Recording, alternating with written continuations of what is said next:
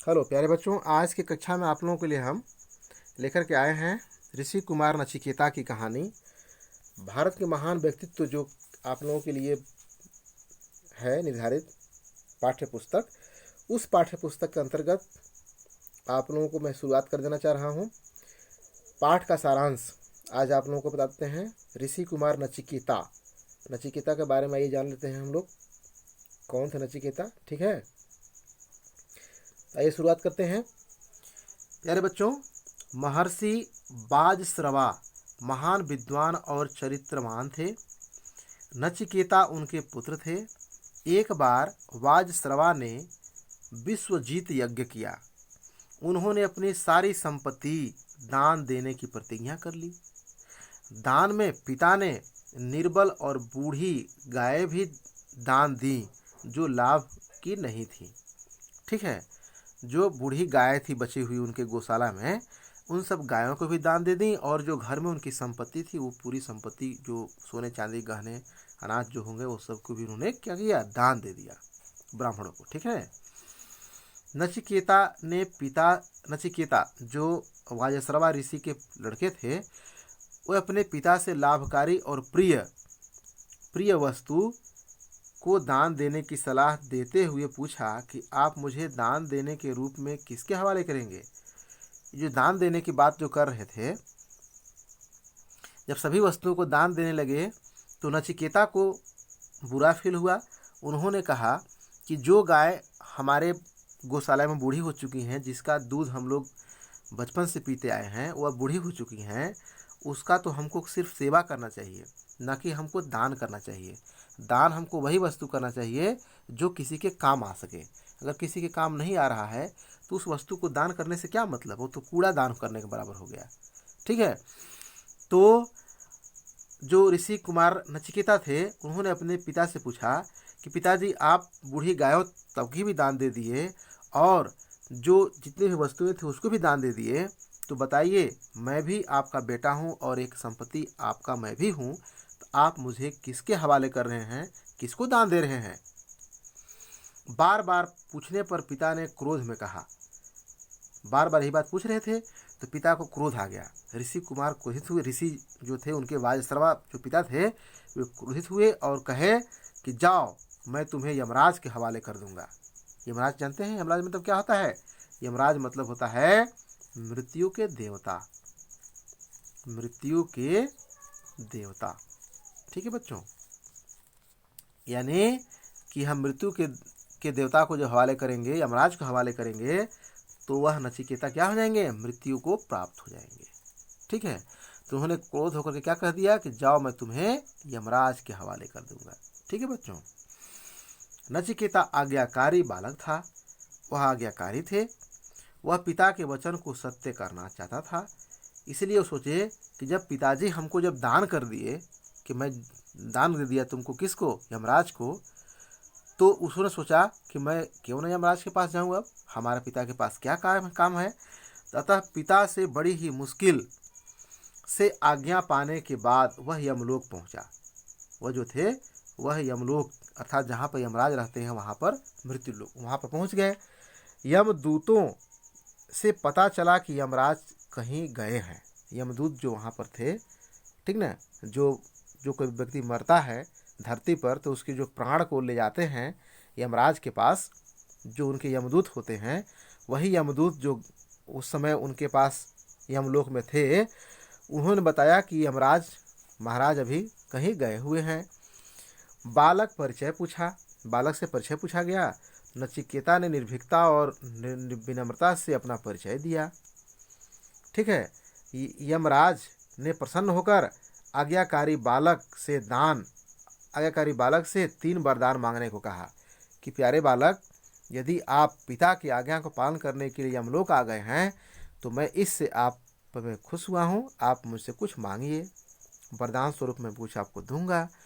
तो नचिकेता ने पहला वरदान यह मांगा कि मेरे घर लौटने पर पिता मुझे पहचान लेंगे और प्रसन्न हो जाएंगे कि हे यमराज महोदय, आप मुझको यह वरदान दीजिए कि जब मैं, भाई यहाँ तो यमलोक में आ गया हूँ, मैं दोबारा लौटूंगा तो सोचेंगे कि वह हमारा पुत्र नहीं है, यमलोक में गया हुआ कोई यहाँ लौटता थोड़ी ना है। ठीक है, तो आप मुझको ऐसा वरदान दीजिए कि मैं जब वहाँ जाऊँ तो मेरे पिता का जो गुस्सा है वो शांत हो जाए और मुझे जाने पर वह मुझे पहचान ले और मुझसे प्रसन्न हो जाए। यमराज ने कहा तथास्तु, अर्थात जाओ, ऐसा ही होगा। दूसरा वरदान मांगो। नचिकेता ने दूसरे वरदान में पृथ्वी पर दुख के निवारण का उपाय पूछा।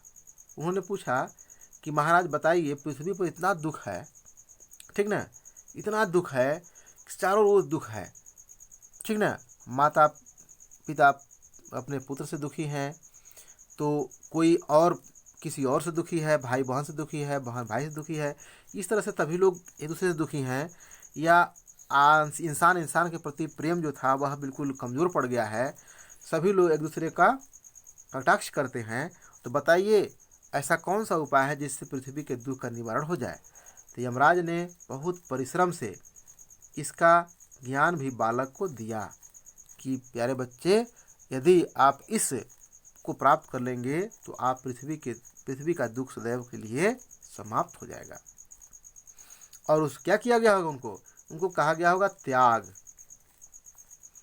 ठीक ना, त्याग, क्षमा, दया, ठीक ना, इंसानियत,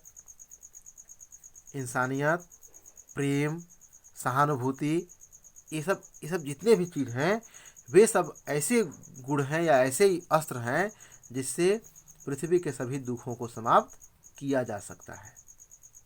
ठीक ना, अगर व्यक्ति तभी तक धरती पर दुखी है जब तक यहाँ के इंसानों से, यहाँ से घर द्वार, ठीक ना, अपने रिश्तेदारों से वह प्रेम में बंधा होता है। अगर प्रेम से वो छूट जाएगा, त्याग कर देगा यहाँ का, तो यहाँ से उसका कोई दुख का नामो निशान नहीं रहेगा।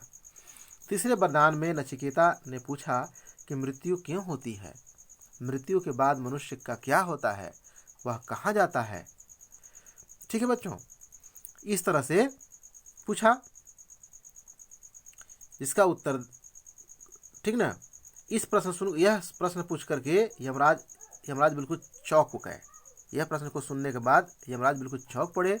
उन्होंने बताया कि यह तो बहुत कठिन प्रश्न है, इसका उत्तर देना आसान नहीं है।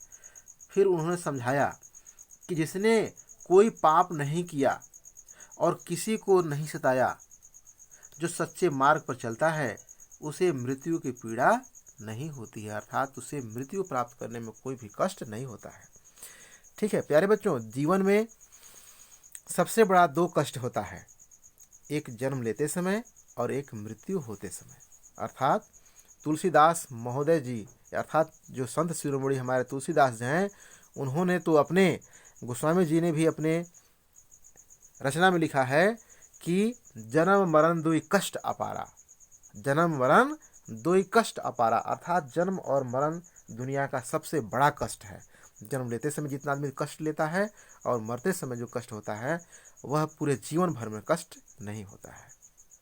ठीक है, यह यमराज महोदय ने कहा।